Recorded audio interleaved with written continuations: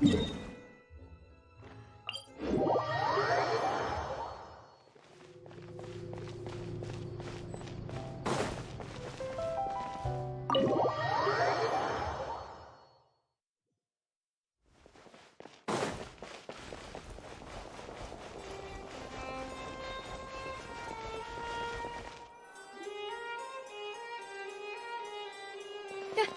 here!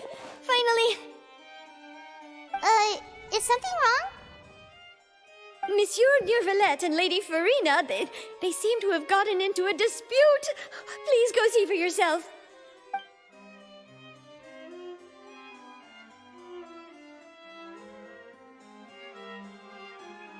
Like I said, I've already explained everything! And yet the problem has not been properly solved. There is little space for excuses between us. It is not my intention to offend you, but please, tell me where you stand. You are the Hydro Archon Focalor, are you not? Look at this. This is a list of the victims from the recent Poisson incident.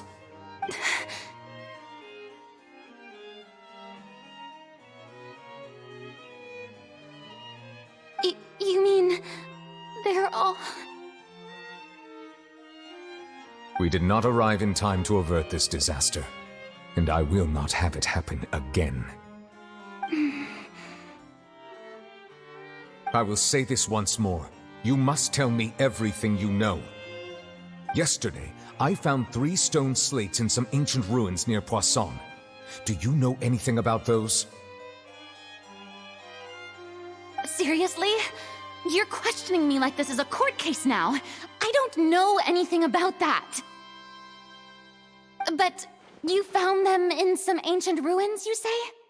That's correct, which is why I came to ask you some questions. There should have been 4 slates, but one of them was missing. The other 3 featured different images that seemed to correlate to the prophecy. The prophecy? The second of these slates depicts the previous Hydro Archon Egeria kneeling before a floating island in the sky, as if confessing something. Do you know nothing of this either? I don't. I've never seen such slates. I'll ask you again. Do you really have no information regarding the previous Archon? My deciphering of the slates indicates that the Hydro Archon Egeria once had to confess to, or apologize for, a certain sin. If anyone would know about it, it should be you. All gods don't have the same secrets, you know. She was herself and I'm me. Is it really so strange that I know nothing? I understand your concerns, but I'm sorry. I just don't have anything to tell you. Forgive me for saying this now, Lady Farina, but I have long known of your various secret investigations into certain matters. There are several indications that you have been investigating the prophecy on the sly. This is not strange in itself, considering that you are the Hydro Archon. But it is strange that you should also claim to not know any of Egeria's secrets, as well as do nothing following your inquiries. You have never been as superficial as you have presented yourself to be, nor are you a fool. And yet, your behavior is very inconsistent.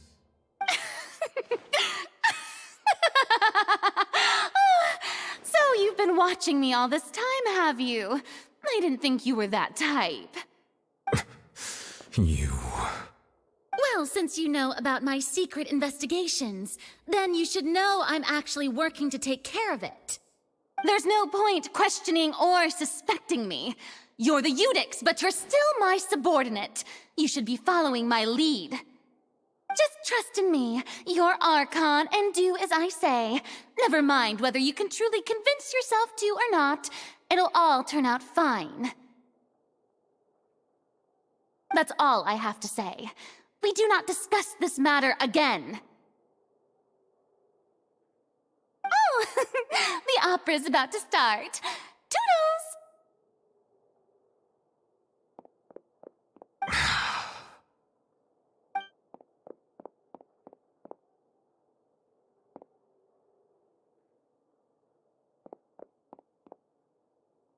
Did Farina not notice us standing by the door?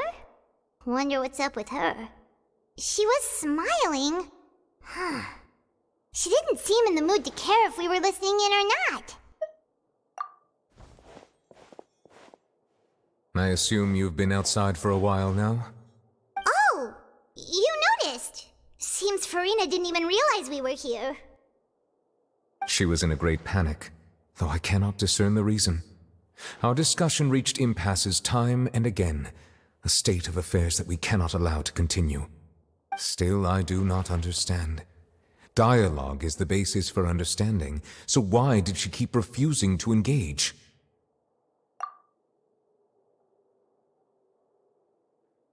Everyone in her inner circle has noticed that she is hiding some secret.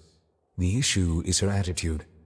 I fear that she will not reveal anything unless absolutely forced to. We may have to create a situation in which she will have no choice but to speak. Oh? Like what? Normally, people will only reveal the truth when standing trial. Perhaps we must have the Hydro Archon experience just such a scenario. But Farina's seen so many trials, and she's really good at dodging questions. How do we make sure that she won't just slip away at the first chance she gets? We will need to consider this thoroughly, join forces with various parties, and then do what we can. If at all possible, I would prefer to recuse myself from this affair, but we must prevent the prophecy from coming to pass. This may be cruel to her, but all Fontaine is in crisis. The information a god possesses is too precious, and so we must take a chance on this. But who will lend us their aid to do such a thing?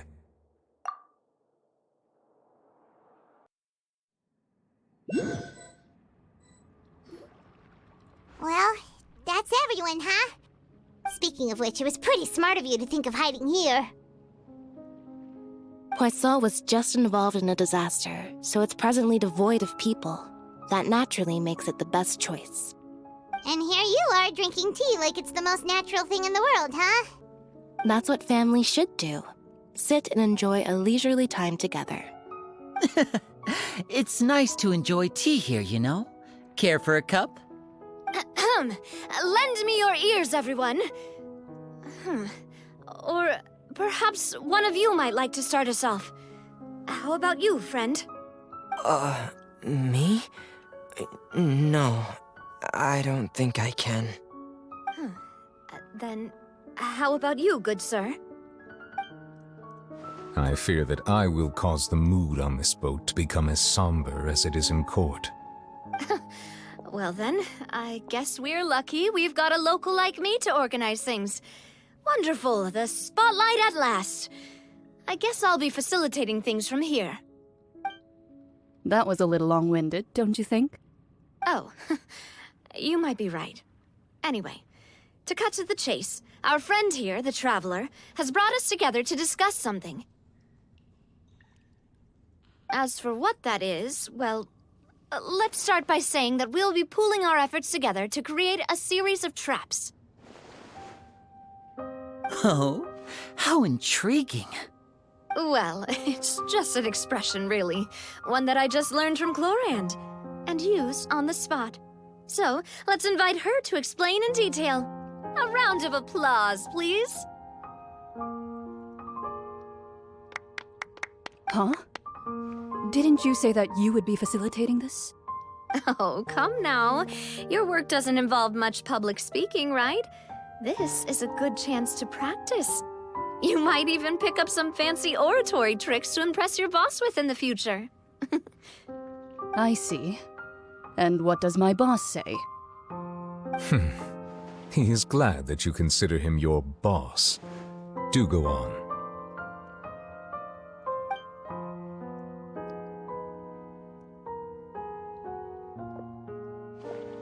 In that case, do any of you have experience hunting? Not that I recall. Fremine and I once used a wooden stick in a basket to catch wild rabbits when we were younger. As for Lynette, oh, right. You were sick that day, weren't you? I've also gone diving to catch some fish before. Does that count? I'm afraid not. You may or may not have heard, but Fontaine once played host to a group known as the Marechaussee Hunters. Though that was their name, they did not hunt animals, but rather various monsters left behind by the ancient dynasty of King Remus. Today, Fontaine's monster population has already thinned greatly, so the hunters have blended back into society, taking up arms in other lines of work. They even left a unique methodology of hunting in their wake. A trap comprises of the following components: bait, a trigger, and a containment device. Sometimes a lethal implement will also be necessary to deal with the prey.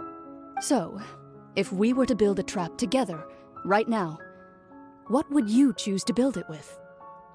For me, I would prefer something basket-shaped. Pigeons and rabbits will see the bait and naturally enter the snare. Our line of work requires a deft hand, and we're some of the best in the industry, so you can count on our techniques. You used some of those techniques while moving the people of Poisson, didn't you? My subordinates mentioned that you even performed some magic for the bawling children. Yes, and I even managed to gather some intelligence in the meantime. I'm quite the multitasker if I do say so myself. I'm afraid I can't claim that as my strong suit. I prefer more stable methods, like placing bait in the water and waiting for the fish to come within reach. That's the kind of method I would count on. Calm and steady. Exactly the kind of person who would catch loads of fish. And I can be their assistant. With discretion, I'm sure. I'd probably use some sort of mechanical animal. Papa once bought me some small clockwork squirrels, mice, and such. When placed in the forest, they can attract others of their kind. I remember that you liked those too, didn't you? I did. And that would be a good way to go about it. If they're realistic enough, animals of the same kind will follow them all the way to the trap. What about you, Monsieur Neuvillette? I fear I do not have any related experience. That makes sense. You usually solve problems directly, without the use of any such tricks. But I do have one more question for you, Monsieur. If we were to create a trap now, how would you design it? I would like for it to be effective, but bring no harm to the prey. A more gentle trap would be ideal. Kind, as always. However, our intention doesn't necessarily change the containment device and the type of implement we need. If we wanted to kill the prey in one strike, we would need a powerful implement. However, that also goes for prey that must be captured and safely contained. Wait, why's that? Only a hunter who's a true expert at subduing their prey can snare it without harming it. The line that divides life and death is often exceedingly thin. So are we going hunting together? Huh. We hadn't thought of seeing ourselves as hunters. It kinda works, but maybe it's still not the best metaphor. If our means of capturing and dealing with our prey is to put them on trial, then the hunting metaphor is actually quite accurate. But we shall require much more courage than any hunter to judge a god, a being whose seat is an exalted throne. Oh, so that's what's going on. Sounds very interesting.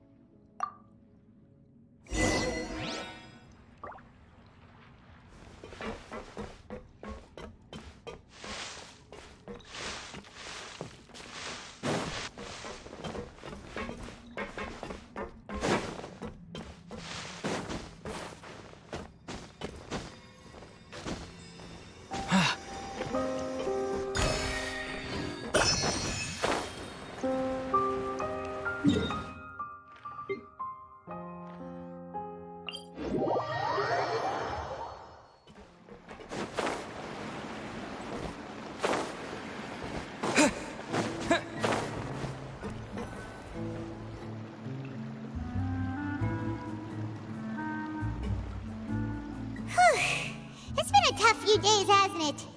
So much has been happening. Paimon didn't think the meetings would go on for so long, but everyone seemed pretty fired up, huh? Paimon thought they'd be at least a little frightened. Well, Fremine was, now that Paimon thinks about it, but everyone else just looked a little surprised. Well... It's hard to say. Paimon doesn't have any experience with this sort of thing. But with you around, Paimon sure will do great. After all, you're the most reliable person in the world, aren't you? Huh? Did you just pour some tea? Paimon didn't notice you doing that at all. Then what's that? Paimon's never seen that cup before. Don't be frightened. I'm just joining you two for tea. I merely refrained from saying anything till now. Who's that voice? But there's no one here. Ah, have you forgotten me already? Wait, you are familiar. You're the voice we heard from the sky in Sumeru. The voice from the sky, I fear that description is wrong. Though, not completely wrong. You're feeling lost now, just as you were feeling previously. I sensed that confusion and thus came to you. Guiding people is an irresistible hobby of mine, after all. Consider me a passerby, just accepting a commission from my friend's disciple on a whim.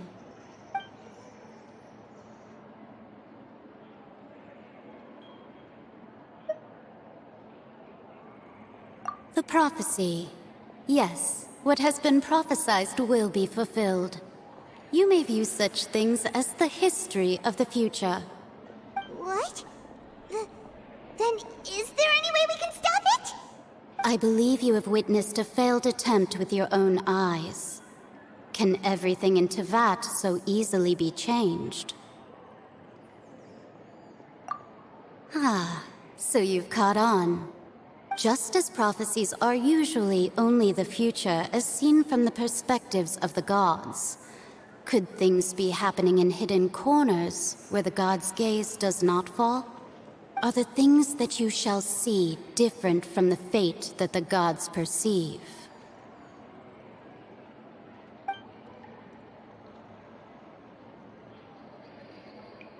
What is she talking about? It all sounds really impressive and important and stuff, but it also sounds kind of scary.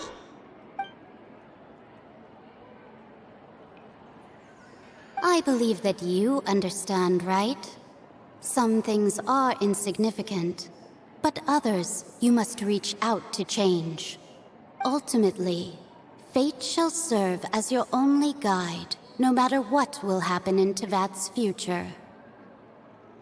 All you need to do is to play your part. This was good tea, by the way. Thank you for your hospitality. Well, that'll be all for today. The voice. It's gone.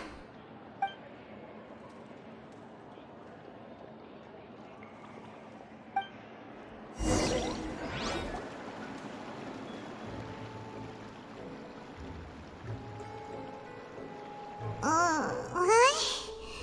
I want to hear someone talking. All right, coming. Hey, it's you who's getting lazy, okay? Well, I see I've walked in on some lively banter. Luna! Fine, just fine. I went to take part in that Steambird panel. It turned out to be more interesting than I expected. Not all Fontanians are pessimistic about this. One journalist mentioned that sitting around and waiting for the end to come would be wrong, and that they should make their own rescue preparations. I agreed, so we had a brief chat with her. Did she have pink hair by any chance? Why, yes! It was Charlotte. You remember her, right? That daredevil journalist? I'm in full support of her view. Prophecies are very important, but how can people allow their lives to be commandeered by just a few words? That's right! Paimon's glad to hear something sensible for once. Ah, yes. About what we had discussed before. I did try, but I'm afraid I couldn't reach the old hag. I'll try again tonight, but I wouldn't get your hopes up. Huh?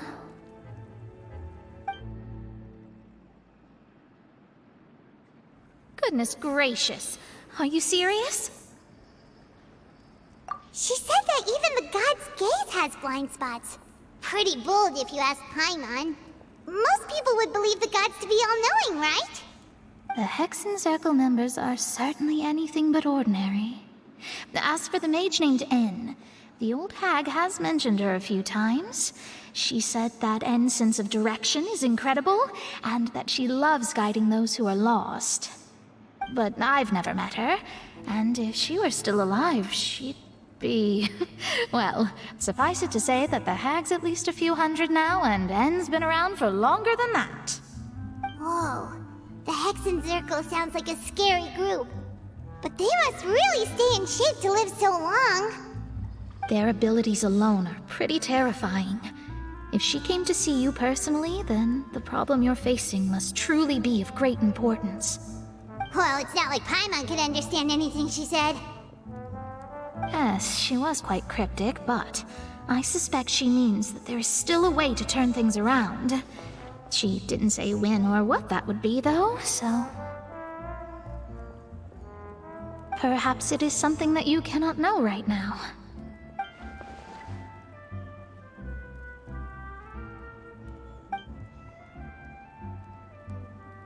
Traveler, Paimon, are you two all right? Oh, we're fine. We're just a little down right now. It kind of feels like the end is coming, you know? I see. I feel that same sense of desperation, too. I guess you could consider me someone who has often witnessed fate. So far as I have seen, it cannot be swayed. But even so, I still hope for, and believe in, miracles. Astrology is eternal and rational, but fate may not be. It is cruel, but it can also be beautiful. Perhaps that's what En was trying to tell you. Not to lose heart, and to believe that what you are seeing playing out before you is not yet set in stone. I did originally think of steering clear of all this, but I couldn't. Even if this is all futile, I still wish to help everyone. If we don't struggle to the last, then how can we face the end when it comes? Huh. You do have a point.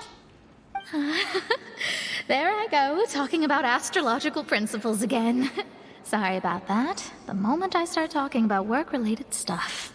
I need to get going. It was worth trying to comfort you, even if only a little. I believe that you'll help those who are struggling in the same way I did. I suppose that might be why we always seem to meet by coincidence. Paimon feels kind of moved by what Mona said, but also kind of sad too. Hey, Traveler, Paimon suddenly feels like going outside for a walk. Let's go. Let's walk around the city, shall we? There's a few spots we always like to walk by.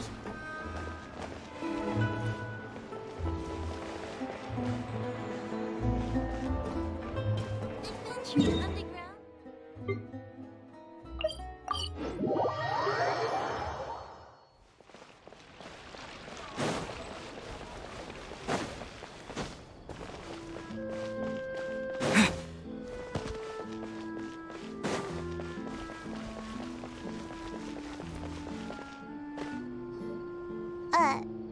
Huh? Our names are written in this newspaper. What's going on? Let Paimon see!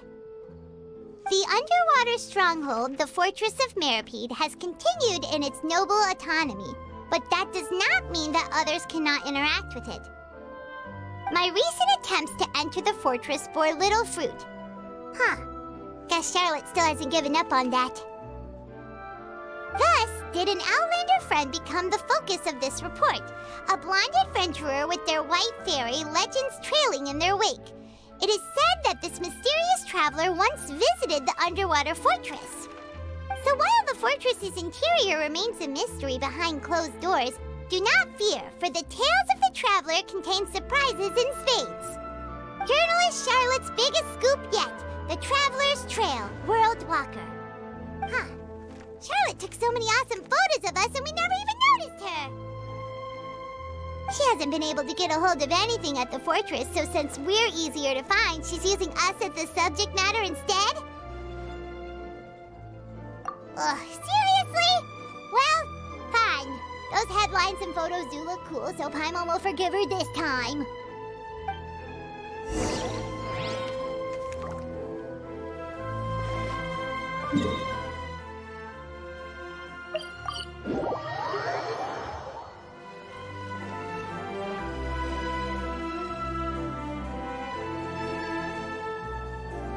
We're here!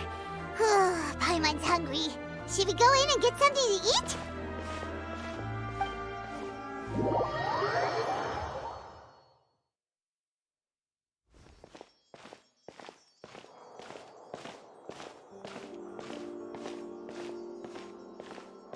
Hey, quick!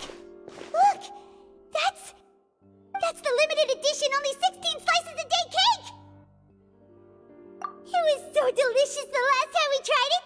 Despite the tense situation we were in, let's give it another go! I'm sure it'll be great! 1 slice of cake, please. Someone showed up after all! Oh, wait, you're the one from the Palais Mermonia. Oh, are you here to buy cake too? It seems Monsieur Nervalette was right. You really can eat. Wait, did he really say something like that? That's right. Even he has his own preferences when it comes to food. As for me, I love the cake and coffee here. Do you come here often? Usually every day. Every day? It's part of my daily schedule, apart from work. I shall have my cake and coffee. Then what if someone told you one day that this place would be closing soon, and you wouldn't get to eat cake here anymore? What would you think? But why would it close? Well, Paimon doesn't know either, but maybe the waters will rise tomorrow. You know, like in the prophecy. Oh, the prophecy. To be honest, I haven't paid much attention to that. No, still, even if there'd be no more cake tomorrow, that wouldn't keep me from having some today. No, it's the same for eating in general. You might not be able to eat tomorrow, but if you can do so today, then you should carry on. That's what people call living, you know. Huh. Don't be sad. Excuse me, could I have 2 more slices of cake to go? These 2 slices are for you. Sijuin said that this kind of expression you're making is what humans call being sad. Oh, you know Sijuin?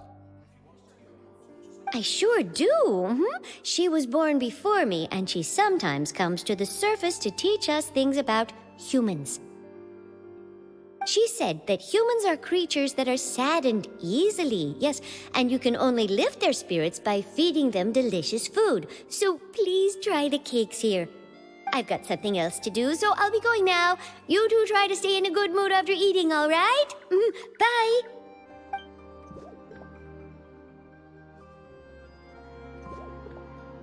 And there she goes. All right, let's dig in. Paimon's sure this cake will be delicious.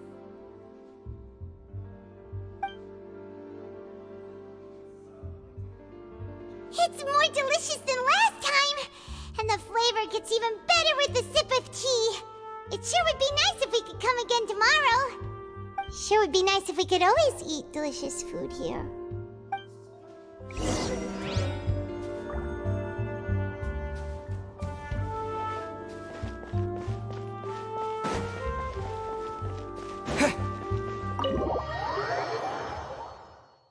Oh, we're near the Steambird office.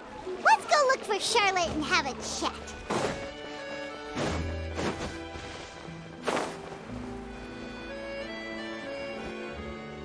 Wow! If it isn't the Traveler and Paimon! Oh, have you seen the article I wrote about you? Ha! You've got some nerve! You just used us to make some quick mora! Oh, you needn't worry about that. I heard that you were in Poisson some time back, so I sent you a letter to discuss just that. It appears you didn't receive it, though. It's all right, though. I've set aside the amount intended for you. I've even set the table with some food. Really? Oh, you're the best! You're almost a little too easy to win over, Paimon. If I were a journalist with ulterior motives, you'd be in trouble now, you know. Oh, Paimon knows you're not like that. Still, what brings you here all of a sudden? Were you looking for me? When Mona mentioned you, we thought of coming to see you at work. I see. It seems you've already bumped into Mona here in Fontaine. So she mentioned me? What did she say? She said that you're a real daredevil of a journalist. Nice.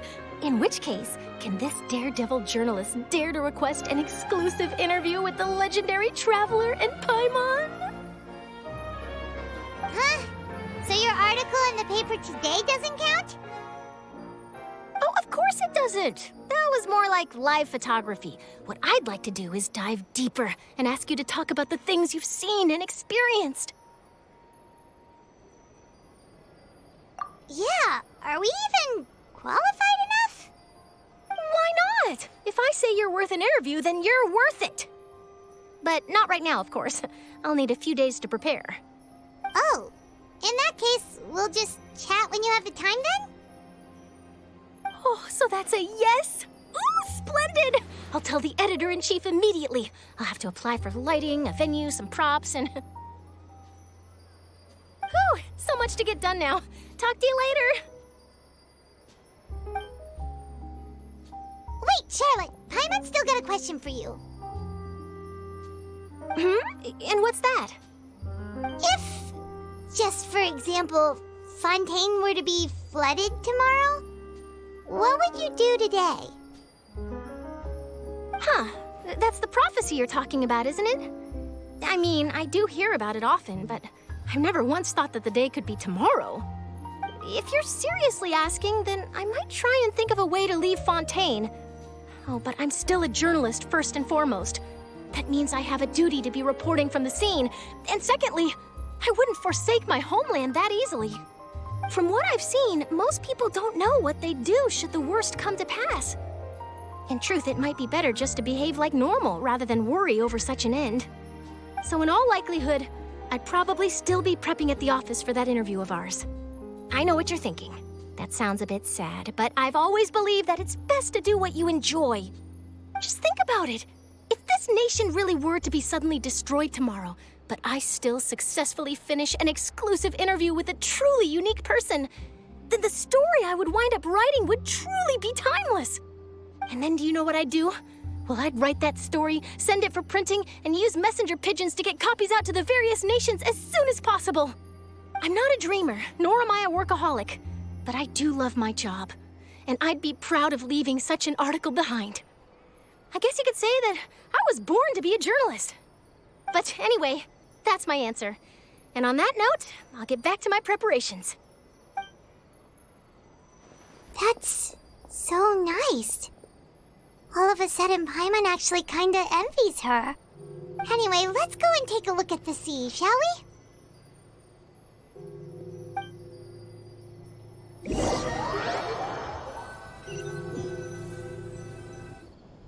The sea breeze and scenery can be a pretty soothing combo, huh? Paimon's been thinking. If it wasn't Fontaine, but all of Tevat that would be destroyed tomorrow, where would we go and what would we do? No, Paimon should ask, if you could choose, what would you like to do?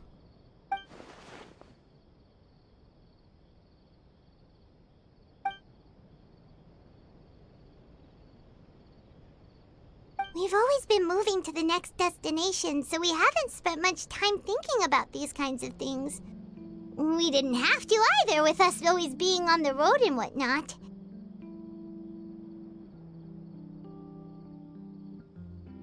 You mean, still traveling?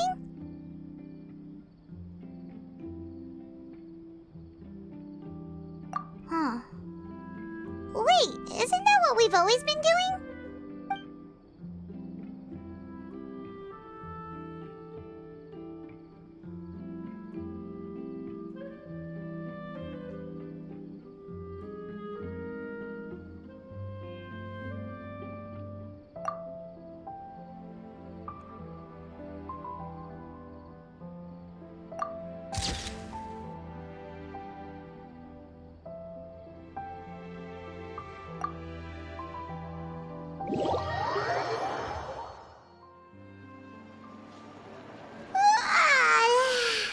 Feels like you'll grow mold if you stay here long enough. But it's still better than the Fortress of Mirapede, that's for sure. It's not only damp there, but salty too.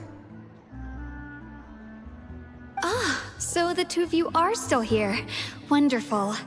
Oh, you're from the Palais Mermonia, aren't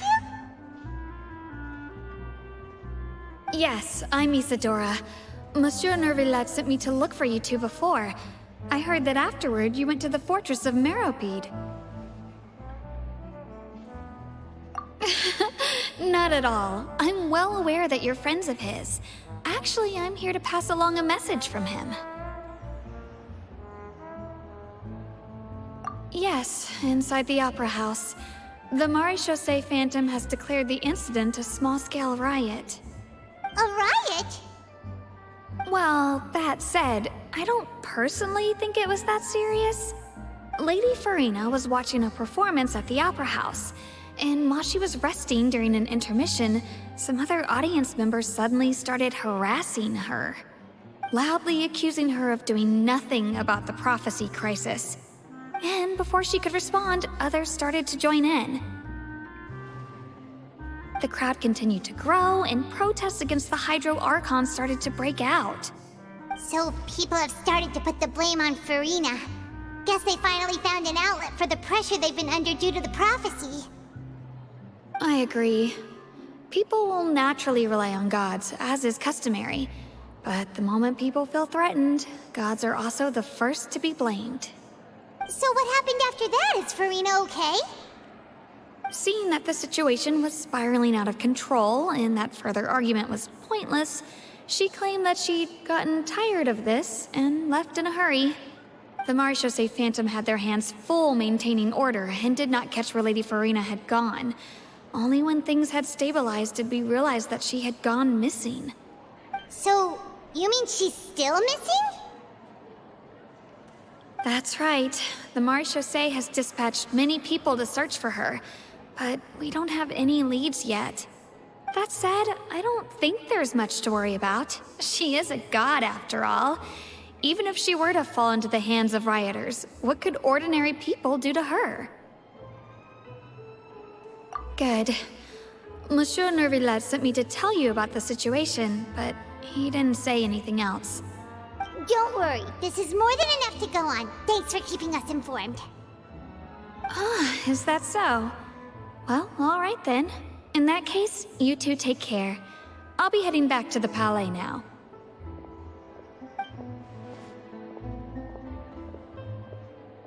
Well, sounds like we should hurry over to Poisson then. If we know Farina, she won't try to fix things in this situation. Instead, she'll look for a place to wait out the heat. And, as we also know, she may be loud and dramatic, but she doesn't have a heart of stone. When Nervillet was talking to her in the Palais Mermonia, and she heard about Poisson, she couldn't hide her sadness and remorse. It would be hard for her to ignore being accused by the public today. Paimon thinks Farina's probably taken the opportunity to slip away to Poisson and try to relieve the sense of guilt that she's feeling. Huh! Well, what do you think? Paimon knows the answer, of course, but Paimon can do the analysis to back it up, too. Cool, huh?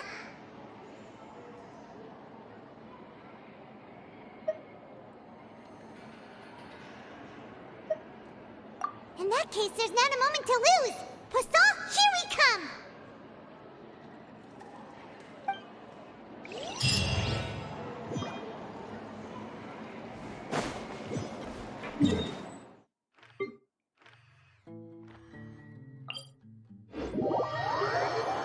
This place looks deserted.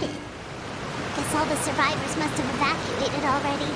All that's left here are signs of devastation. Could Farina really be here? Let's try to find her as soon as possible.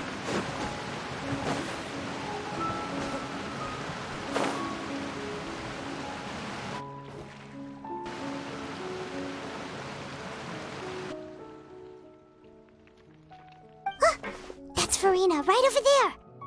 She really is here all on her own.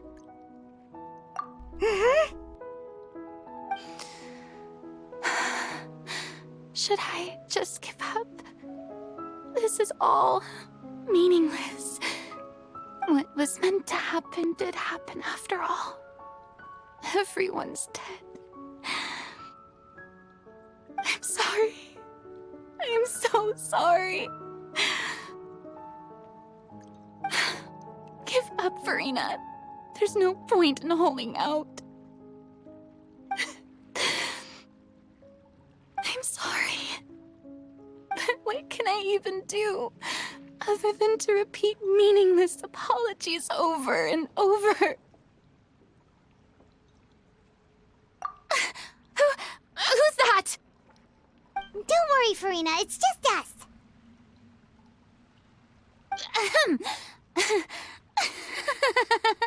So it is you, blonde traveler from another land. Why, I almost thought you were someone from that mob of my ignorant subjects, come to kneel and beg for my forgiveness. Farina, you were crying just now, weren't you? The tear stains on your face are obvious. What do you mean, tear stains? Oh, I remember. The show at the Opera House earlier this morning was so moving. I'm still trying to process it. Who did that uncivilized rabble think they were, disturbing my enjoyment of the arts? They even dare to tout their Archon. I must teach them a lesson. I can just imagine their twisted and frustrated faces once they realize that I'm nowhere to be found. Oh, and I'm sure Nouvellette and those people from the Maréchaussée Phantom are freaking out right next to them, too.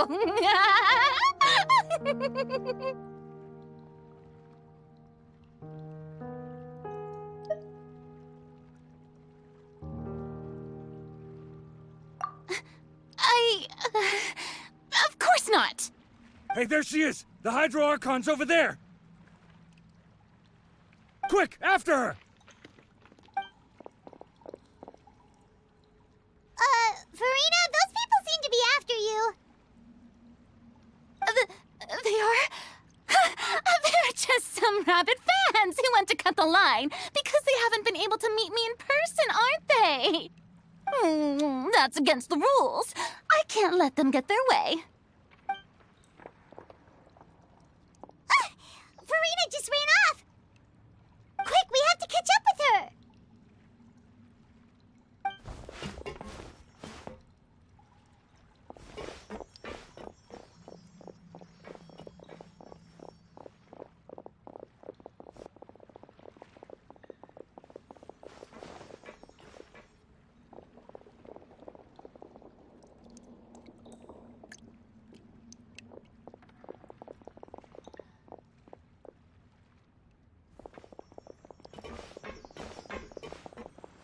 This should be the place, right? Hey, Farina! There's a good hiding spot over here. Quick, come to Paimon before the rest of them catch up to you. What is this place? Hurry, they're almost here. Fine. I suppose haste is warranted. Lead the way.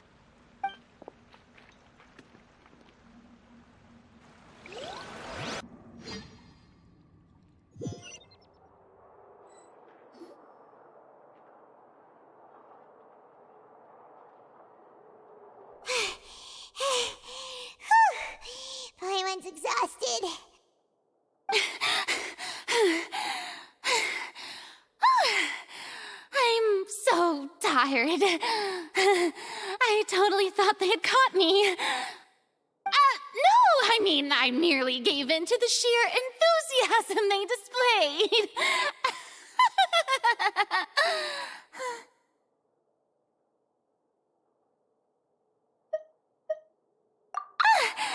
You're right. Yep, that's a good girl.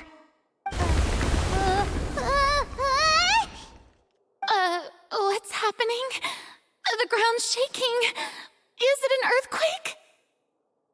Yeah, a quake of this kind preceded the flooding in Poisson, didn't it? It can't be. It's happening again. Well, there's no need to worry too much about that. Neverlette's made some emergency plans, so the evacuation should go a lot smoother this time. Yeah, I hope you're right. But the people of Poisson, they've already...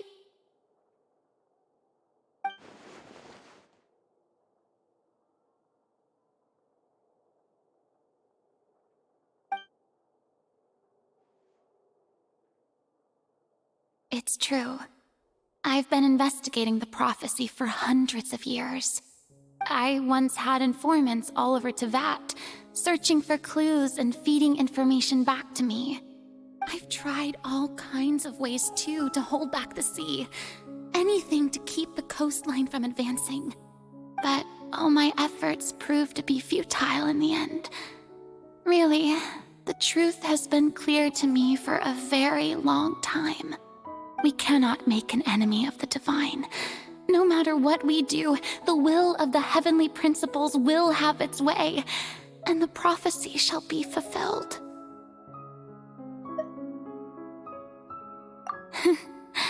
Give up. I do love the sound of that phrase. It would mean finally coming to terms with fate, but also for me to finally be free. Indeed, I've thought about giving up so many times, especially after we almost lost Poisson.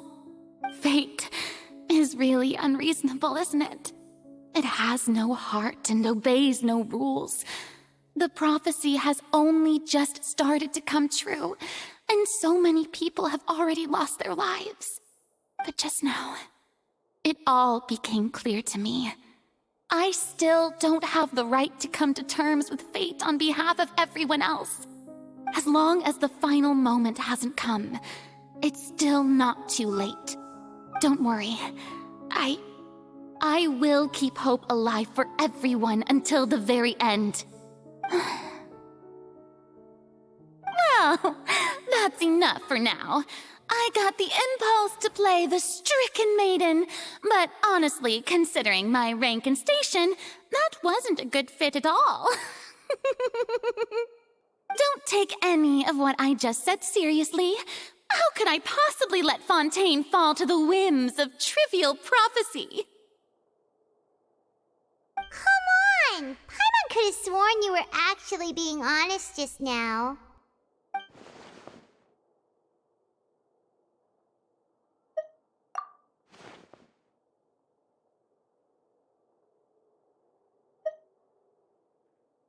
Share my burden. That's impossible. It was fated right from the start that this would be my duty alone.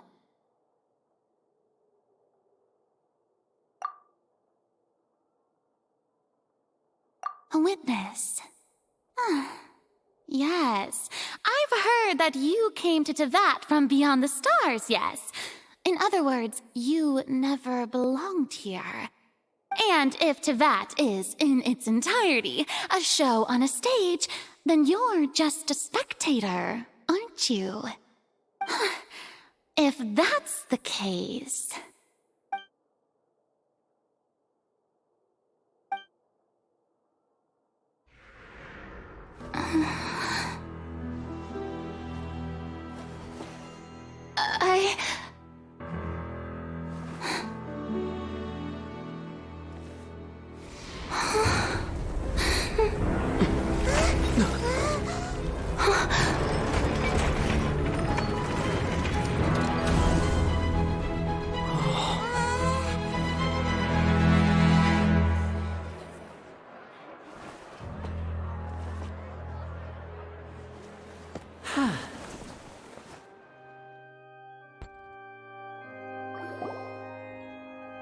Ladies and gentlemen, this concludes my opening performance.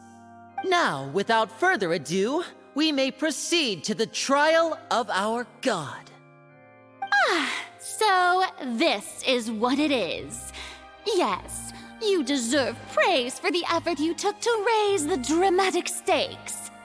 Do not forget, however, that I am Focalor, the god of justice, the embodiment of justice itself. Does it not strike you as even the least bit absurd to bring the very concept of justice to trial? May I interpret these words as your refusal to stand trial? In that case, you will have the opportunity to defend your honor through a duel. You would draw your blade against a god? I see. It seems like you have made up your mind.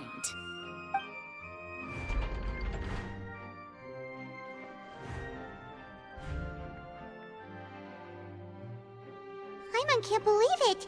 She just surrendered.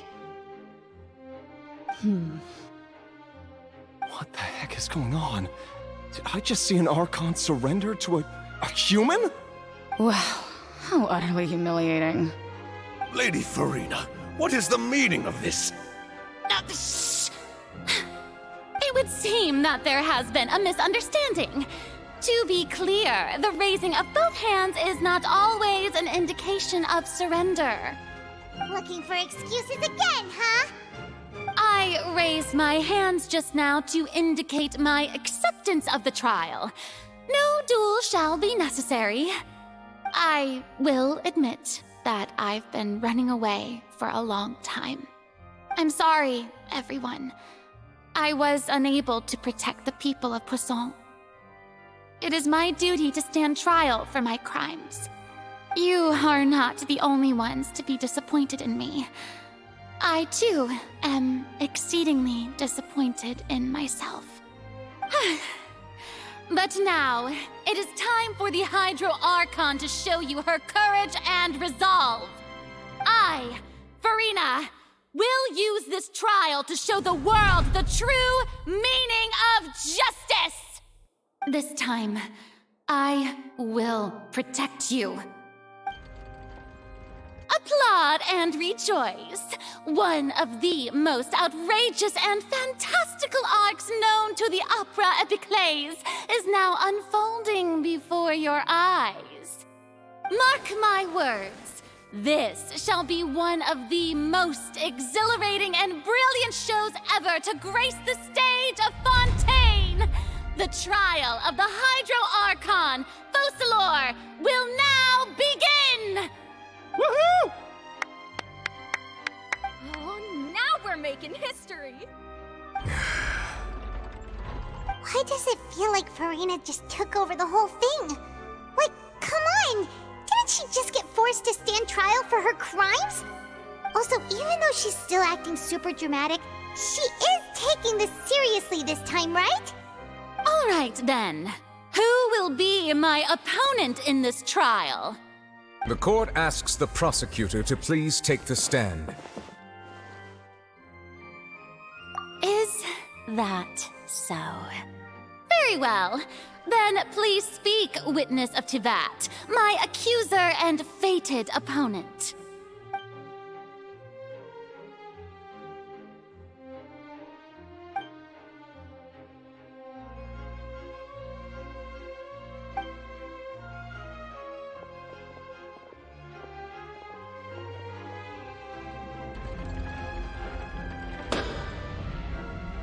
Also, please allow me to ask, as a final question before the trial begins. Just how much work did you do to force me onto this stage? Well, we did do a lot of prep after the meeting that day. I can go over the tasks assigned to the Spina di Rosula, since they were rather straightforward and easy. Navia, the president of the Spina di Rosula. Most of the people who participated in the disturbance this morning were my subordinates. They changed into plain clothes and came to the Opera House as regular audience members. waiting for the perfect opportunity to incite insurrection against you. The people's resentment against their Archon has been building as more and more of the prophecy is fulfilled. A spark was all we needed to turn smoldering anger into a flame. Moreover, according to our understanding and analysis of you, when something like that occurred, you would likely flee the scene and head to Poisson by yourself. So, we arranged for a second group to lie in wait there. So, you mean the ones who scoured the settlement for me were also from the Spina? And their goal was to force you to step into the giant magic box so you may personally participate in the greatest magic performance in all of Fontanian history. That's right. That house was a magic box, rather than someone's residence. As the super ultimate version of the setup that I used when I first performed at the Opera Epiclese, the volume of the box was increased by a whole order of magnitude, and the distance it traversed was the entire gap between Poisson and Aranias. Its cargo, of course, was an Archon instead of a human. My thanks, Farina. Without your help, we could never have pulled off such an extraordinary performance. You're welcome? Of course, this performance was only made possible with Father's support. The House of the Hearth spent a massive amount of labor in Mora to pull this off. We had to select a location, construct the giant magic box, dig a tunnel, and open up a path through the water. It was a lot of work for all of us. So, in other words, the earthquake that we felt within the giant magic box was just a normal tremor from the transportation of the whole house? That's right. It wasn't a sign of another disaster to come. Then, I can guess Nervilette and Cloran's parts. You gathered a crowd, prepared a stage, and made sure that the champion duelist would be immediately ready for a fight. Also that as soon as I appeared on the stage, the trial may commence without a hitch. Am I right? Yes, that is correct. Well, Clorand, I must commend you for your courage. Only the most outstanding champion duelist in all of Fontaine would accept a duel with an Archon without flinching. Thank you. As for you, Traveler, I suppose your role was to keep me distracted with conversation once you found me in Poisson.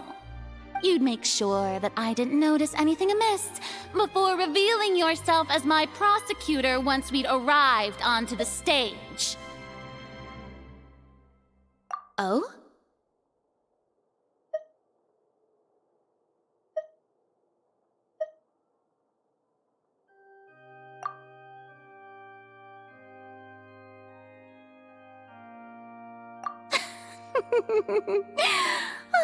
Is that so? Then I suppose I must have missed my final chance. It's fine. It matters not.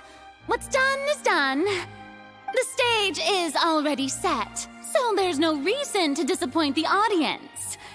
Let's see this trial through to the very end.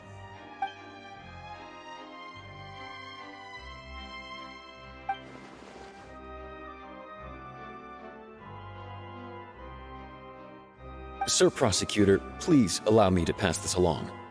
This is a document that Miss Charlotte applied for and received permission to share with you during the trial. According to her, it should speed up the proceedings. Huh? Charlotte wanted to give us something? Oh, so she's here too! Hey, Charlotte! Oh, let Paimon see. Isn't this the exclusive interview that she did with us before? So she's already finished it, huh? Wait, then that means this document is a perfect timeline of everything that's happened ever since we stepped foot in Fontaine! So in other words, we can refer to this anthology of evidence every time we want to use something from our journey as evidence for an argument! Let's quickly confirm the information in it. Just think of it as a refresher, alright? You defeated the Hydro Archon in the very first duel you took part in at the Opera House. That's one for the history books, all right. This is the first time Monsieur Nervillette had a difference of opinion with the oratories. Even the Hydro Archon can't figure it out. I didn't think that you'd wind up getting to the bottom of the case I'd been following all this time. I guess you could also see this as a happy coincidence. A Fatui Harbinger. She's an extraordinary person. Her instinct must mean something. The fortress of Meripede was almost destroyed in a single day. That I didn't witness that scene personally will always be a source of professional regret, I think. According to Monsieur Nervillette, both Child and that whale should have been in the primordial sea at that time. I nearly lost my awesome friend Navia. To be honest, that still gives me shivers. The words of someone as extraordinary as a witch can probably only be truly understood when something surreal happens to you.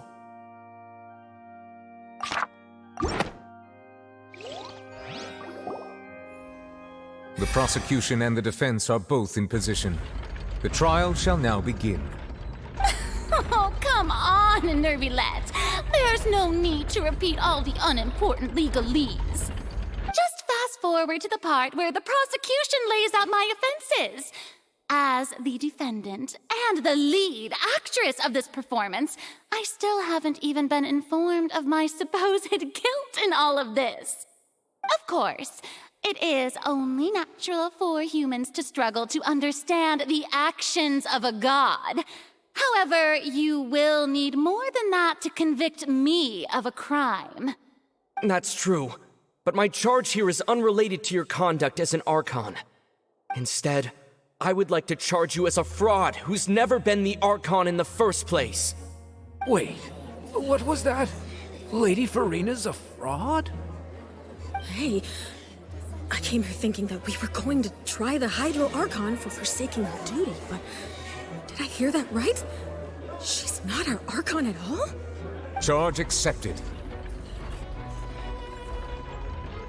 Lady Farina, do you plead guilty to the charge?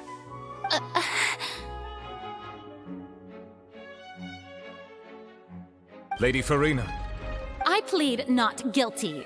How can I be guilty?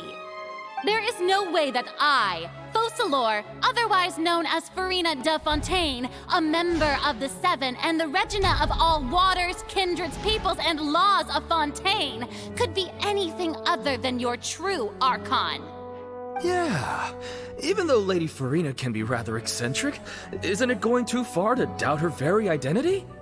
Yeah, I've never questioned her identity either. Sure, Lady Farina can be super irresponsible, but what grounds does that prosecutor have to make such a huge claim? I have cause to believe that common sense will prevail in this case.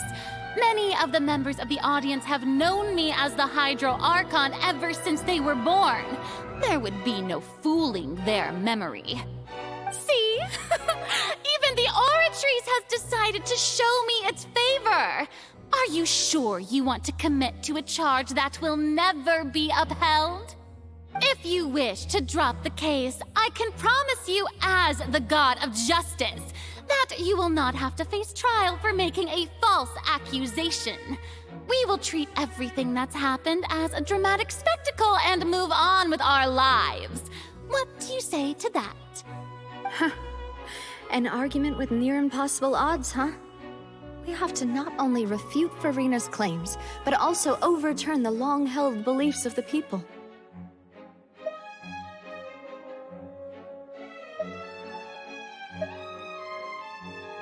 Well, I tried to give you the chance to surrender.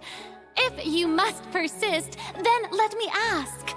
If you believe I'm not the Archon, then what manner of being do you think I am? And if I was not the Archon, then how did I manage to live for over 500 years?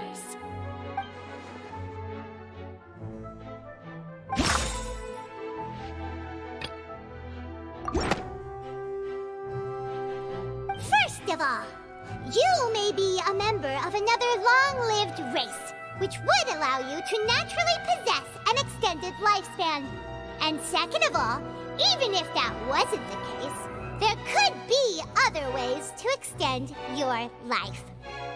Who gave you that idea? Was it the knave? You'd sink so low as to use a harbinger's words against me. A curse? I once thought it possible that the aura of an Archon might naturally resemble a type of curse. But in light of this claim, perhaps what I sensed was not your divinity, but a curse after all. You sensed it too, huh, Neverlet?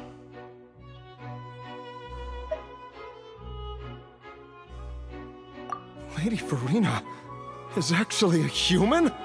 Well, it is true that it's extremely difficult to tell humans and gods apart just by looking at them. It's not impossible.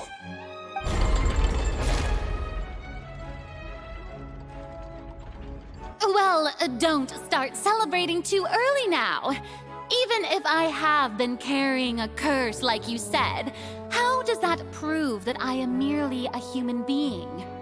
Besides, everyone knows that the main difference between a human and a god is the possession of authority. Gods can do what humans cannot. That's why they're worshipped as gods. For centuries, manifestations of my authority have served the nation of Fontaine. One need only to turn their eyes towards the Oratrice Mécanique d'Analyse Cardinal in this very opera house, or consider the indemnitium that is used in every aspect of life.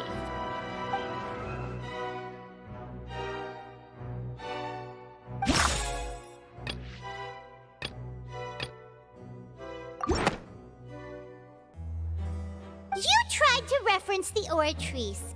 But weren't you as confused as all the rest of us when the Oratrice declared Child to be guilty without any proof? Otherwise, you should have come up with a good explanation for that by now. Didn't I make myself clear at the time? The decisions of the gods are naturally difficult for humans to comprehend. There is no need to provide an explanation. Lady Farina, I believe a reminder of your current circumstances is in order. While the court is in session, the principles of justice and the law must come before all else. While you are an Archon, you are also first and foremost the defendant in this trial. You will prove yourself unable to defend against the prosecution's charges if you continue to withhold vital information against the rules of the court. I never thought you'd use that kind of rhetoric against me. That was no trick of rhetoric, Lady Farina. I've merely reiterated the rules of the court. Rules that all should respect and follow. So, you neither knew why Child was declared guilty, nor did you understand the structure and operations of the Oratrice. Instead of having been created by you, the manifestations of authority you mentioned have been made by the real Hydro Archon, haven't they? The real Hydro Archon? Well, now you're really losing me. It is true that I did not know why the Oratrice gave out a guilty verdict that day. But the Oratrice handed out that verdict unilaterally, and it has been operating independently ever since it was first created. You can't argue that just because a divine creation is flawed, that the god behind it must also be no god at all. She's still throwing out all kinds of excuses. Seems like she's confident that we won't be able to produce proof that she has no power over the Oratrice. My power as an Archon. There are many ordinary citizens in the audience. How can I just carelessly demonstrate the formidable power of an Archon? If that poses a concern, I'm prepared to extend my protection to the audience. You don't need to go that far.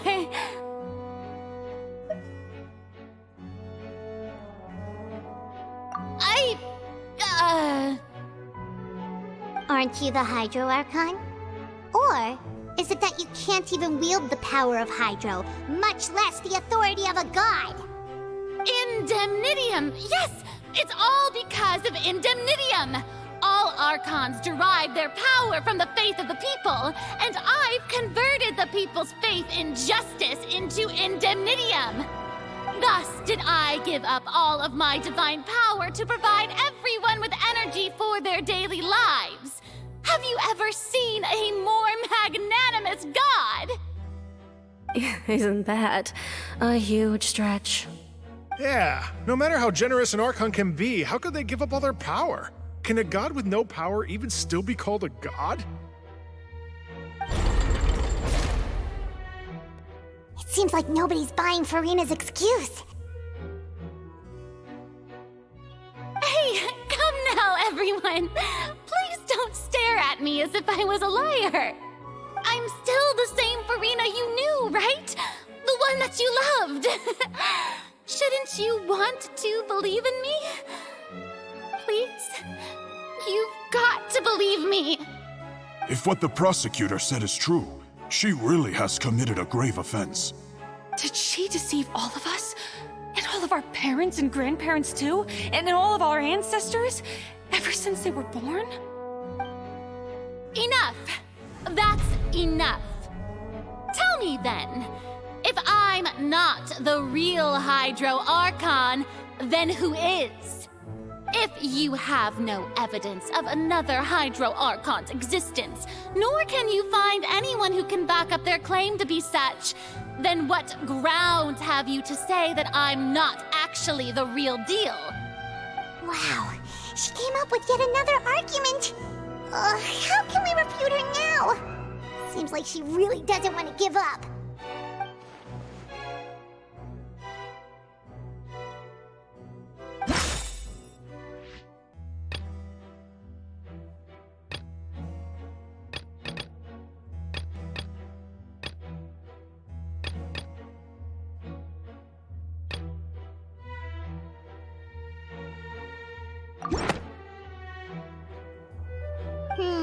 That doesn't sound right. Paimon doesn't think this clue can be used as compelling evidence to build our case.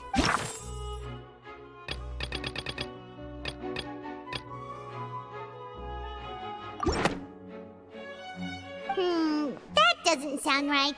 Paimon doesn't think this clue can be used as compelling evidence to...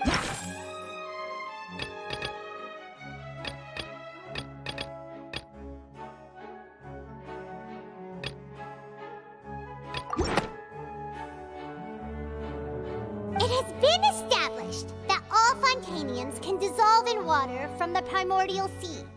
And that means...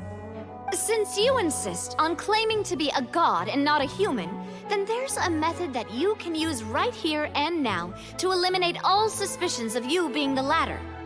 Miss Navia, please apply to serve as a temporary attorney for the prosecution before addressing the court. Though you act in partnership with the prosecutor, you must still adhere to proper procedure. Super sorry, Monsieur Chief Justice. I swear this really will be the last time that I'll speak out of turn. Now, I've brought some seawater from Poisson. As everyone knows, a massive flood struck the area not long ago, taking many lives, including those of some of my closest friends. So, Miss Furina, would you dare to touch some of this seawater? If we are to believe that you are indeed the real Hydro Archon, touching this seawater would have no effect on you. All it should do is strengthen your case. But if you don't dare to touch it, then we would have basically proved the reverse. Oh, and I must remind you that after the disaster at Poisson, nobody wants to see any more people dissolve. I do hope you'll act prudently and choose the simpler path of admitting guilt. Navia from the Spina di Rasula. The Spina has governed Poisson for many years. I guess her suggestion is valid. If Lady Furina is indeed just a human, she's probably Fontanian like all the rest of us. Would she really dare to try?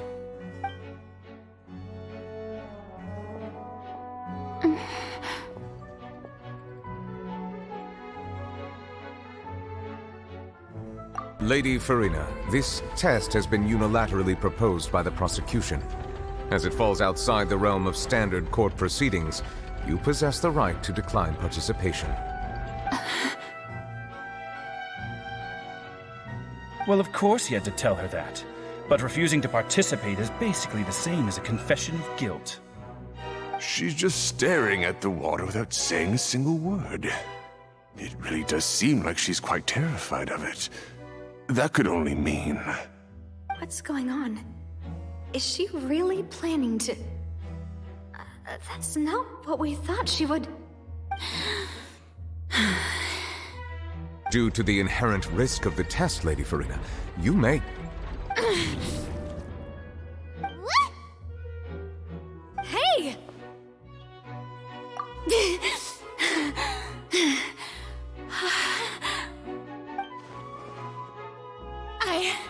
I'm fine! Look at me, everyone! My hand is still here! I haven't been dissolved! Will you believe me now? I really am your Archon! I'm nothing like a normal human who would fall apart as soon as they touch this water! Really? Was this not the most obvious thing in the world? Miss Siegewien? If you are present, Miss Siegewien, please come forward and attend to the defendant. Siegewien? Don't be nervous. It'll just take a few seconds. Let me see. That should be enough. Please announce the results of your evaluation to the court, Miss Siegewien. As everyone doubtlessly saw, Miss Farina was displaying symptoms of hyperventilation and flushed skin. These indicate that she was experiencing the adverse effects of exposure to primordial seawater. The extent to which she was affected is the same as other humans when exposed to primordial seawater of a similar concentration. Thank you, Miss Siegewien. Lady Farina, you may return to the defendant's stand. Oh, wait. What did she just say? I didn't get dissolved! Shouldn't that be enough to prove my innocence? Well, considering your tendency to run from your problems, we did originally prepare a direct sample of the seawater around Poisson. However, after extensive discussion, we exchanged it for a sample that is not concentrated enough to dissolve an actual human. After all, on the off chance that something entirely unexpected might occur, we don't want anyone else to lose their life to the sea. Yeah, so out of regard for Farina's life, you secured a low-concentration sample and asked the head nurse to serve as an expert witness. It's a great thing that the direct sample wasn't actually used. Farina could have... I can't believe... You...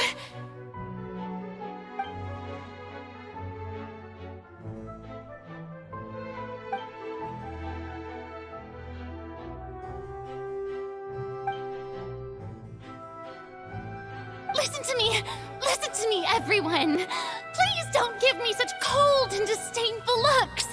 What happened just now didn't prove a single thing! Think about it!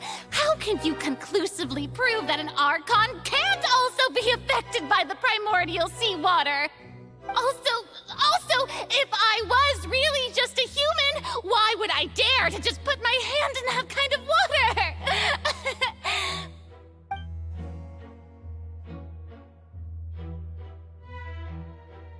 Please, anyone, just listen to me! I swear, I really am your Archon!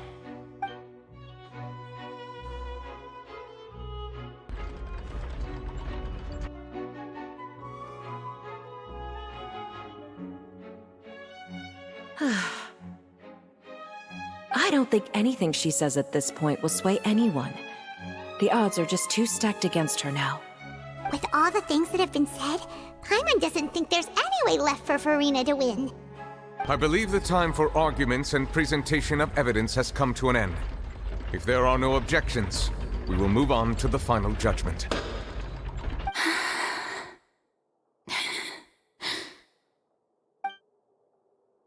I don't think anything she says at this point will sway anyone. She's too stacked against her now.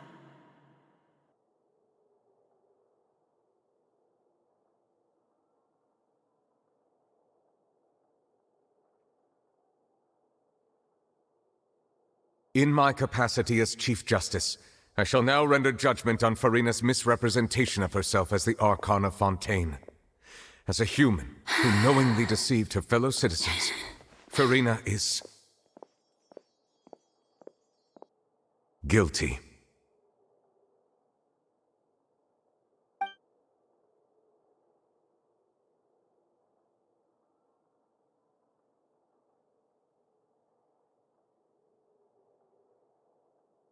We shall now turn to the Oratrice Mécanique d'Analyse Cardinale to render the final verdict on the charges.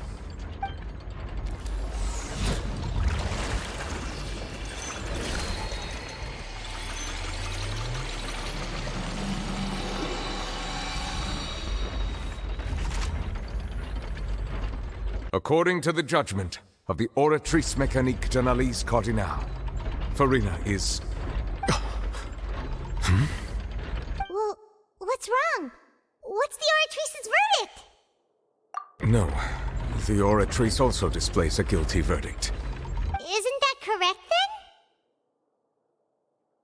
then? However, the exact wording of the verdict is thus: the Hydro Archon, guilty, to be punished via the death sentence. The death sentence? That's actually one of the available sentences? I've always thought that it was just a myth. The one and only time the death sentence has been handed out at the court, and it's been given to the very person we've worshipped as the god of justice? What an unexpected twist. Farina's been sentenced to death by the Oratrice?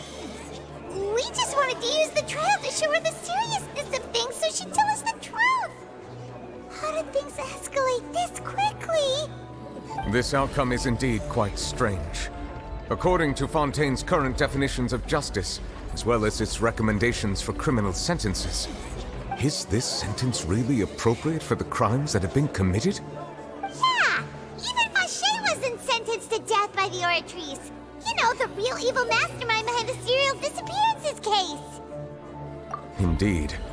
Not only is Farina's sentence overly excessive, the very point of our trial today was also to prove that Farina has never been the Hydro Archon in the first place.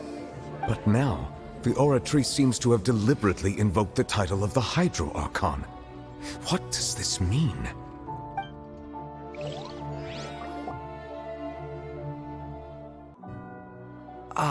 Excuse me, if I may interrupt.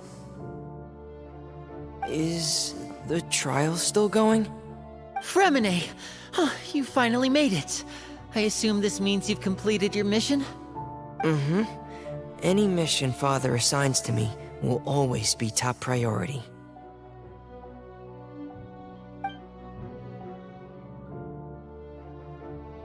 Is that the first prophecy slate?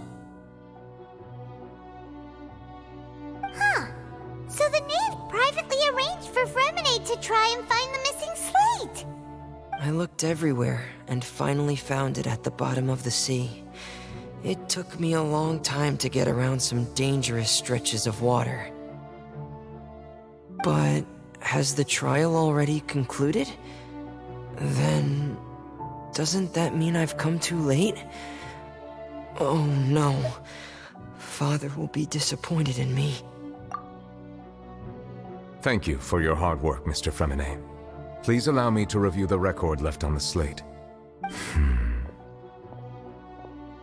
Traveler, I believe that you have already seen the other existing slates, and would like you to come here and confirm their contents.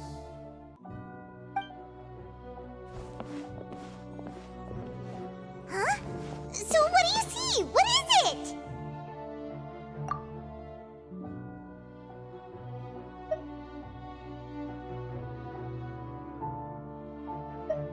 I believe I have now made sense of the Hydro Archon's crime. It has to do with Fontaine's lost history. Huh? Isn't the Hydro Archon just guilty of deceiving her people? Oh, wait, no, that's Farina, and we've already proven that she's not the Hydro Archon.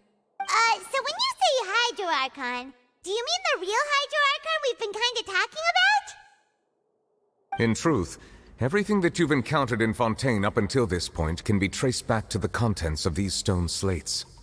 However, I'm uncertain as to how much sense they currently make to you. Okay, let's try to recall the contents of the other 3 stone slates. Paimon will do her best to help you remember.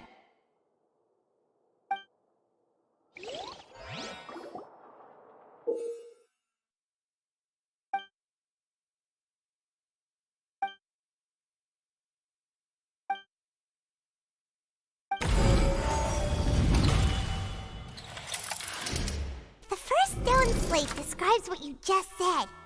It seems to show the previous Hydro Archon using her divine power, and then the Oceanids turn into humans. Does that mean that Fontanians are transformed Oceanids? Oh, Paimon wasn't expecting that. But if Oceanids can turn into humans, then perhaps this process can be reversed as well. The second stone slate shows Celestia floating in the sky, and the Hydro Archon and her people worshipping it together. But the heavens still brought judgment down upon them. This must be the point when the Hydro Archon and the Fontanians were branded with their original sin. Does this mean that the original sin and the Hydro Archon sin are the same thing? The third slate shows the Hydro Archon sinking into the sea surrounded by many people. That reminds Paimon, didn't we also watch that happen to someone else? Well, the fourth slate is the prophecy the Fontanians have been talking about. People dissolving into the sea, the Hydro Archon crying on her throne, and so on. We didn't believe that such a crazy disaster could happen at first, did we? But after that incident, it was just a question of when and not if.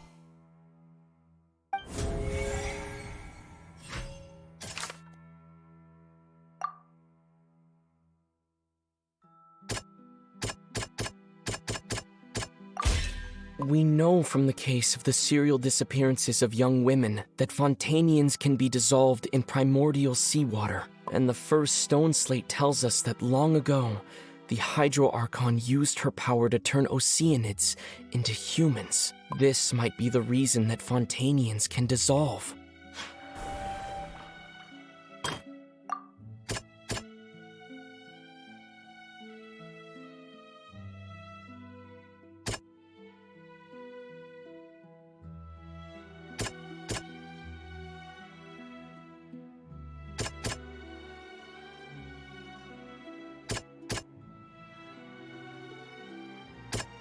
That doesn't sound quite right.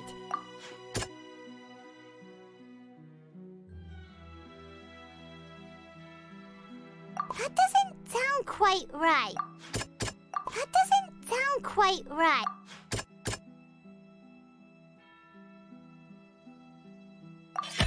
Perhaps what is about to take place has all happened before. The true sin of the Hydro Archon that Nervalette mentioned, and the original sin cast down on the people of Fontaine by Celestia, as recorded on the stone slates.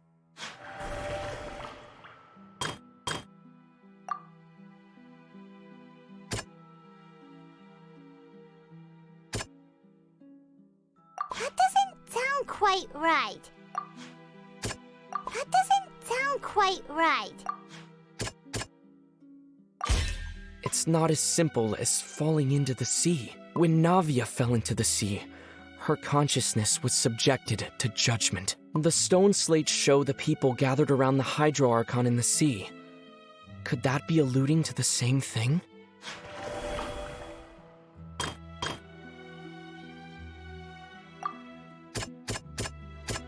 That doesn't sound quite right.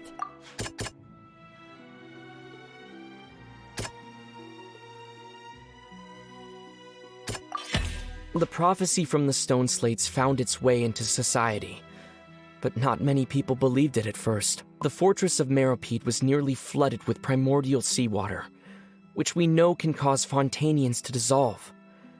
It seems increasingly likely that the prophecy may come true. If we hadn't dealt with it in time, things could have gone very badly. They'll dissolve into the primordial sea but won't cease to exist. Their essence will flow in the seawater, converge, and take the form of an Oceanid. The Hydro Archon was sentenced to death in court, shocking everyone present. Perhaps this means that her sin was actually Fontaine's original sin. Navia fell into the water inside those ruins, and she nearly dissolved. She was surrounded by the people of Poisson in a court within her consciousness, and was forced to take part in a trial meant to make her stay. The eruption of the primordial sea at the fortress of Meripede was the surest sign that the prophecy was about to come to pass no matter what. The prophecy's contents can all be verified by recent events. If we combine what we know together, loads of truth should come to light.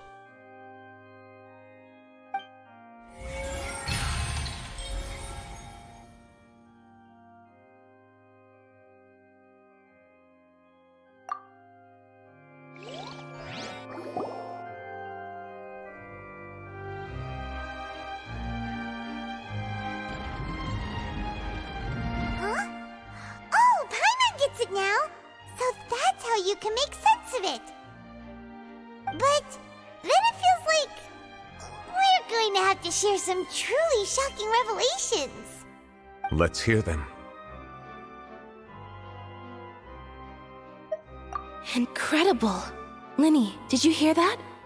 We're not real humans.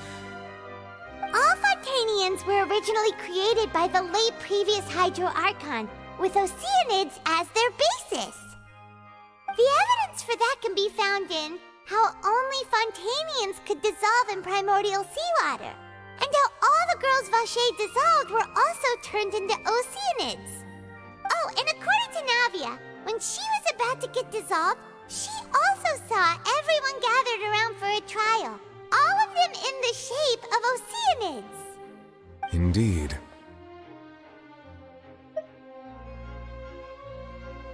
Yeah, and it follows from the content of the first slate that she probably angered Celestia by creating humans without prior permission. That could also explain why the Oratrice judged the Hydro Archon to be guilty. It's to account for that ancient sin. The Hydro Archon's true sin was creating us? And yet, after many hundreds of years, the Hydro Archon's creations have turned around to try to judge the Archon within the Opera Epiclese. The twists of history are often the most unexpected of all. Yeah, isn't the image here just like when Navia fell into the sea?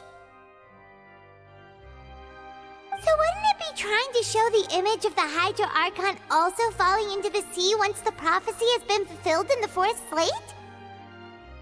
In the end, the people will all be dissolved into the waters, and only the Hydro Archon will remain weeping on her throne. Only then will the sins of the people of Fontaine be washed away. Did Paimon get all that right? You've made some keen deductions. I must say, given how much you still don't know, it is impressive that you've already managed to connect so many pieces of the truth. However, while you were able to decode all the information on the slates, they've also been etched with an additional layer of hidden information using a different power source. When we were at the ruins, I tried to decipher the hidden information recorded in the slates. But since we only had 3 slates at the time, I was unable to come to a full conclusion.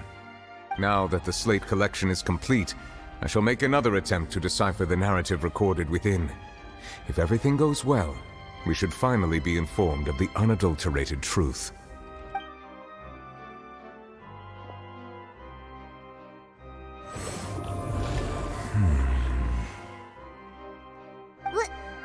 Well? Did you get it? I believe I should share this truth not only with you, but with all the people of Fontaine as well. I will try to briefly summarize it for you.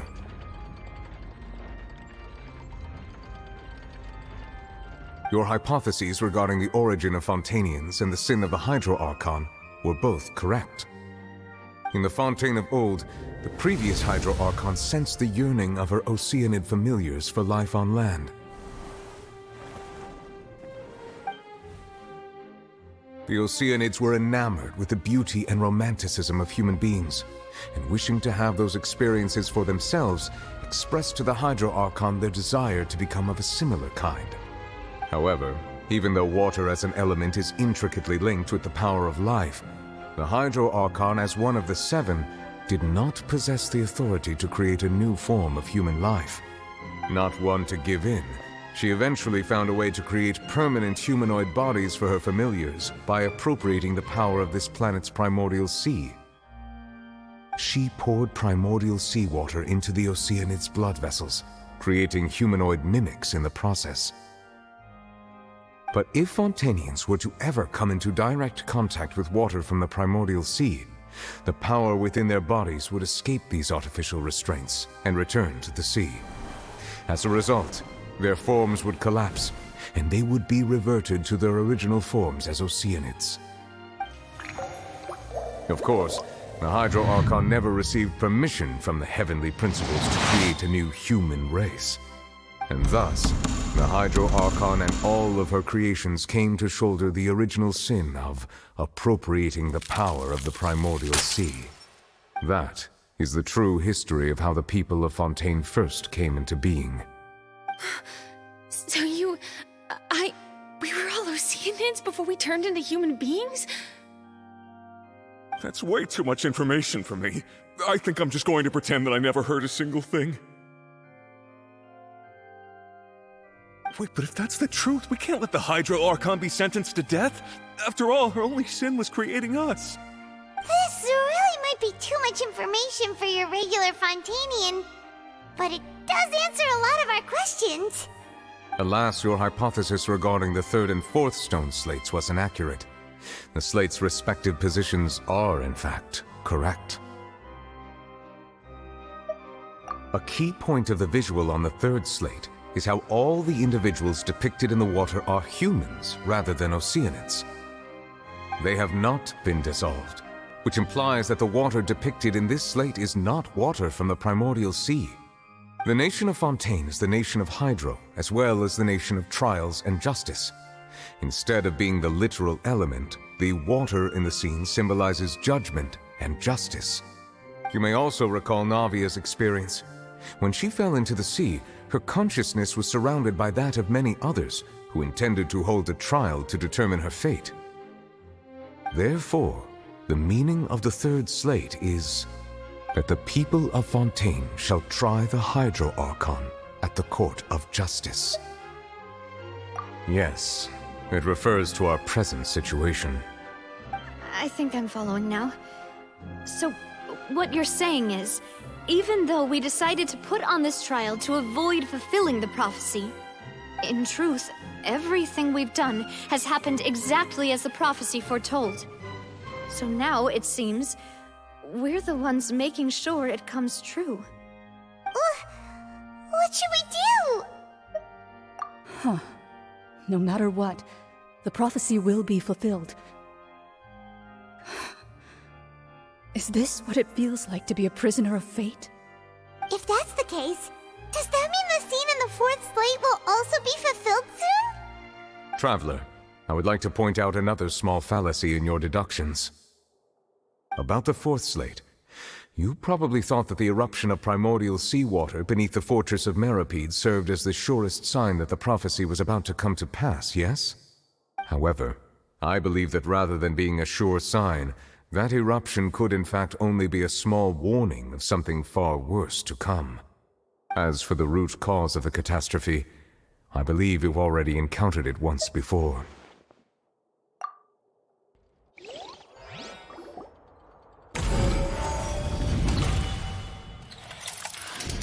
This eruption was just a small warning of the things to come. We must find the root cause of the disaster.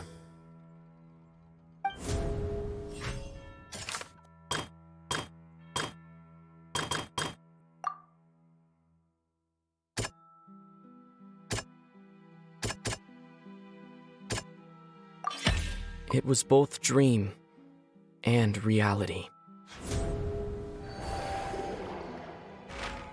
If we're talking about a true culprit, that could only be that thing inside the primordial sea, right? The truth, the original sin, the trial, and the root cause of the disaster.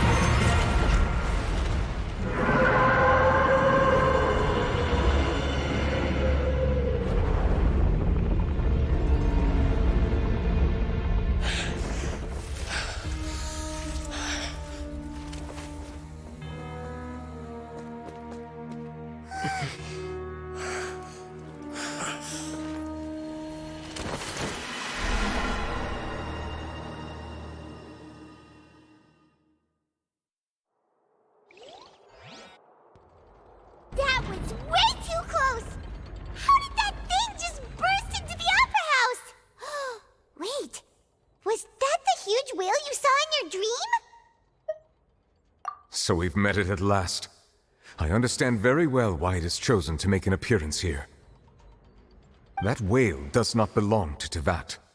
It is a monster that has traversed the stars, weeping all the while. It has been greedily consuming the energy from the planet's primordial sea, using it to grow. That is the main cause for the rising sea levels. And once it has finished consuming all of the energy contained within the sea, its next step will be... You said that when the Hydro Archon first created Fontanians out of Oceanids, she filled their blood vessels with primordial seawater. Precisely. That whale finds the blood of Fontanians nigh impossible to resist. Therefore, when it left the primordial sea, it decided to make its next stop a packed opera house full of food. Food in the form of Fontanians.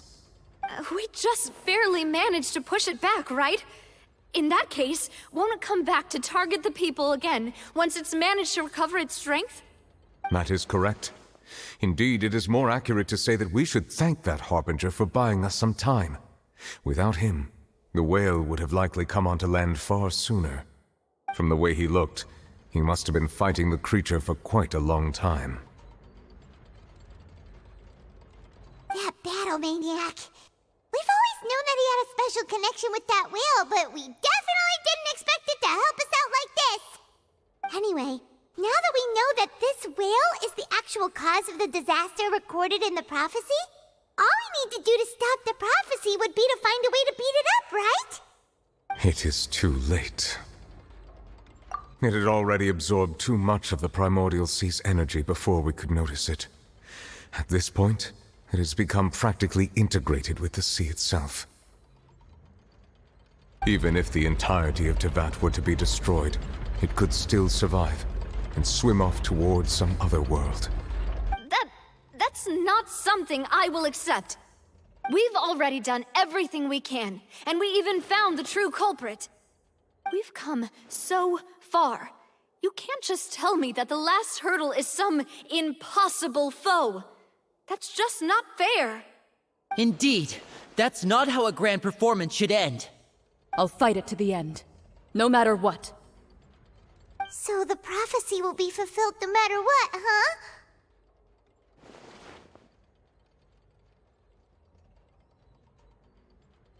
The prophecy. Yes, what has been prophesized will be fulfilled. You may view such things as the history of the future.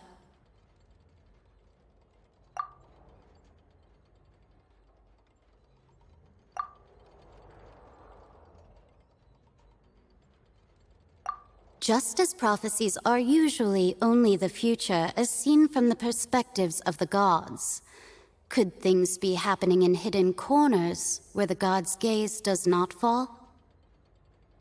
Ultimately, fate shall serve as your only guide, no matter what will happen in Tevat's future.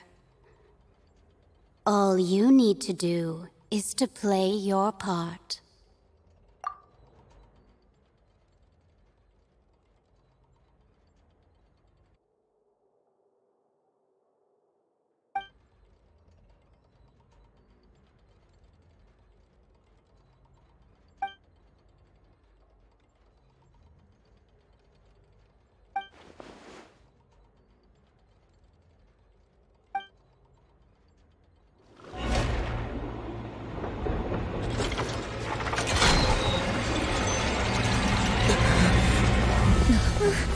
What's happening with the oratories?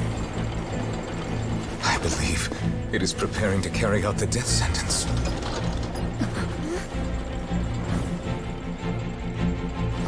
Furina!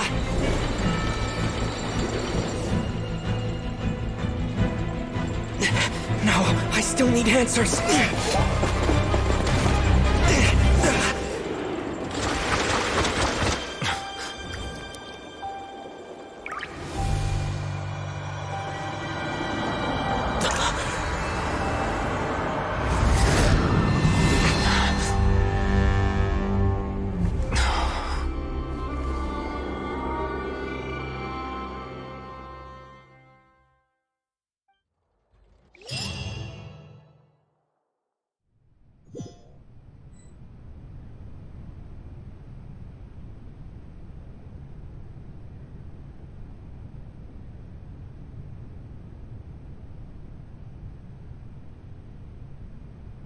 You...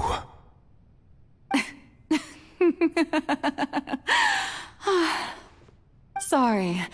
That shocked expression on your face is just too amusing. I couldn't help myself. You are not Furina. Who are you?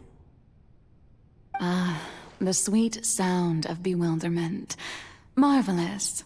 A sure sign that my attempt to deceive everyone was a resounding success. But to answer your question, I am Focalor. You know, the god. Focalor? Why did you deceive us?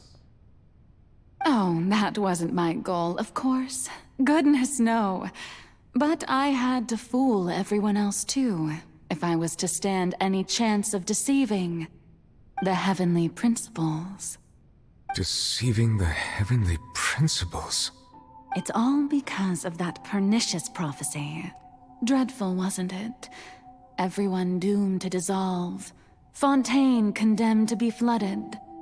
One was not amused. In fact, one was positively bemused when that problem was thrust upon me by my dearest predecessor. That's the former Hydro Archon Egeria, for the uninitiated. It hardly gets more disastrous than a preordained national catastrophe, now does it? She knew full well that the prophecy would surely come to pass. And as one of the seven, she also knew full well that one defies the heavenly principles at one's peril. So yes, as you have no doubt surmised, it was a rather impossible situation that I found myself in. I spent a terribly long time mulling it over, alone on the ocean floor. And I was almost growing barnacles by the time I finally realized there was only one possible solution to this confounding conundrum. I had to outwit the heavenly principles, allow the prophecy to be fulfilled, ostensibly at least, while saving everyone at the same time. I'm a genius, I know. I can only assume that's why Egeria chose me as her successor. Although, looking back now, it was hardly the inheritance one dreams of. between the task of saving the nation, the quotidian duties of the Hydro Archon, and not to mention the original sin of creating a new race of humans, I dare say she left me quite a colossal mess to clean up. But one can only play the hand one is dealt. I did not choose this, any more than I chose to be one of her Oceanid familiars. So you were also once one of the Oceanids, transformed into a human by Egeria's hand. Yes, I was. I always dreamed of becoming human. And I still do, even now. In my eyes, to be human is to be part of the greatest opera ever known. After becoming a god, I separated my divinity from my body and spirit, leaving behind only a self that was as naive and bewildered as my past self on her first day as a human being. The me you see before you now is that divinity. And the human counterpart I left behind, I named Farina. She could feel joy, sorrow, and everything in between. She could be as vain and conceited, or as meek and vulnerable as she wished. Her strengths were of a kind only a human could possess, as were her shortcomings. But in my eyes, Farina's humanity was what made her perfect. She was perfectly human in every way. The person I always wanted to be. Anyway, so then I cursed her. All part of the plan, of course. The plan to deceive the heavenly principles. Do you still remember the final scene of the prophecy?